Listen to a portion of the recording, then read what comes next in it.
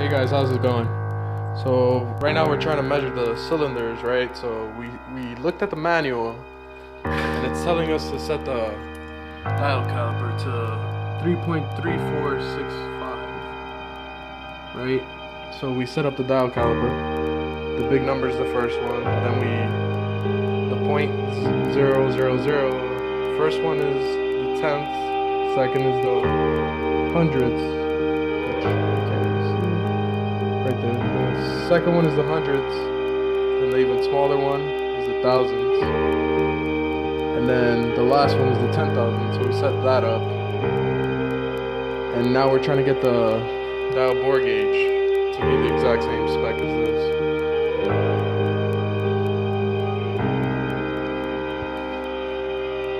Assalamualaikum guys. It's been quite a while since we last updated you with the video. What we have here in our hand is something called a dial bore gauge. As Steven mentioned earlier, we're trying to measure the cylinder bore size of all of our sleeves. Not really sure how to use these tools, unfortunately, because it's kind of difficult to follow along. But what we did was we watched other videos kind of said how to use a dial bore gauge. What I'm going to try to do, what Steven already did was already put the settings to the new limits of 3.3465. So what I'm going to try to do is then use our dial bore gauge, kind of put it in there. I've already matched the sizes already, so I'm just trying to show you what I did. So I want to try to get this to a zeroed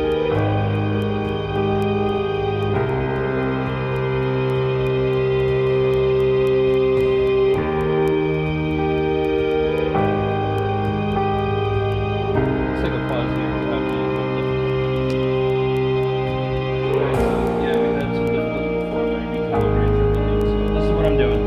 This has actually different grades from the bottom, top, and this is not really the right tool to be leveling this with, but again, this is the tools that we have, so this is what I'm using. So all I'm doing is taking this, setting it level with this, and then you see the gauge, the needle kind of go back and forth right there. That's where my sweet spot is, that's where I'm zeroed out. I don't know if Steve got that earlier, but let's show you again. So I just put it in, and then right there, if I swing back and forth, you can see the needles right there, it's zeroed out. Again, I don't know if I'm doing it correctly, it's the first time I'm doing this, so what we're doing now is then taking that same thing. You'll see when I took it off the calibrated vent, the calibrated portion, you'll see that the needle went back here. I can't zero it out completely, but once I put it in the bore, because the size specifications are 3.3465, assuming that's the right way to do it. Once I do this, then I'm going to try to find the sweet spot again. So I'm measuring perpendicular to, I guess, the wrist pin, going about 2 millimeters up, which is like right around there, and then trying to look for where it kind of shifts, and you see that's like, those are two gradients of 0.005 each, so that means 0.005 times 2, which is 1/1000th of an inch. So 1/1000th of an inch, so I'm not out of specifications on this particular cylinder. If we add those numbers up, so what I'm going to do is take 3.3465, add 0.0012 to it, and get 3.471 or something. So it's still within specifications. I think if we go back to the manual, Added it was 3.347. yeah, 3.4375, and then when we look at our specs, so our brand new one should be 3 point, like anywhere from 3.3465 to 3.458, but the service limits are 3.492. If you look over here, we're still pretty much there. So again, I don't know if I'm doing this correctly. I hope I am.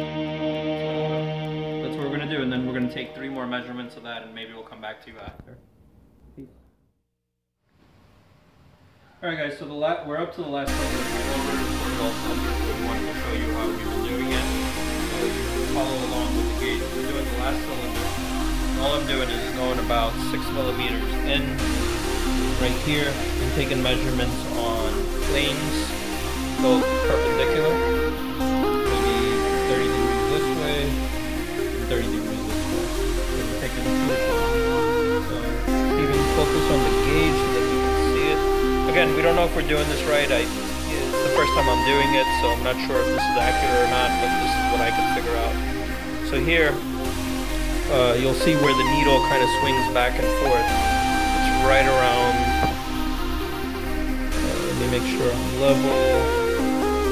So we notice it right around the 0.001 mark. So we're going to add 0.001 to our first reading. That's the top perpendicular. Then we're going to go down to the middle, record the same reading. So try to see if it's Alright, so we're doing this, and then again, kind of gauging where the needle's changing. This one is right at 0, you can see. This is perfect right there. See, like it swings back and forth, so we got the true center, and it looks like 0. We'll take, you know what, I was a little bit off. Still at 0. Then we're going to do the bottom one.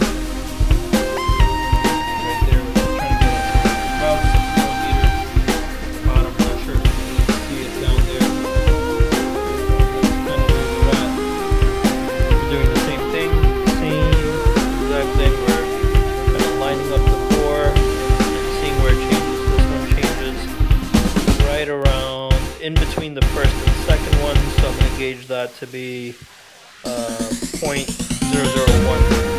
or 1/1000th of an inch. So that's how you do it. And then we repeat that. We're doing top, middle, bottom. And then we're doing the same thing here. Top, middle, and bottom.